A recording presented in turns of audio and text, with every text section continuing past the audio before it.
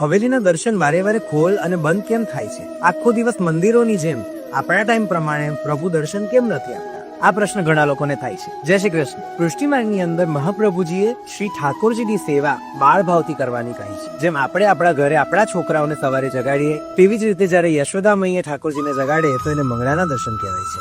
આપણે આપણા છોકરાઓને તૈયાર કરીએ છીએ, એવી રીતે જયારે યશોદા મૈયા ઠાકોરજીને તૈયાર કરે તો એને શૃંગારના દર્શન કહેવાય છે. જયારે ગાયો ચરાવવા માટે મોકલે તો એને ગ્વાલના દર્શન કહેવાય, અને જયારે વનમાં ગાયો ચરાવતી વખતે ઠાકોરજી એમના સખાઓની સાથે ભોગ આરોગે તો એને રાજભોગના દર્શન કહેવાય. આ દરેક સમાની ઝાંખીનો અલગ ભાવ છે, એટલે અલગ અલગ ટાઈમે ઠાકોરજીના દર્શન ખુલે અને બંધ થાય છે.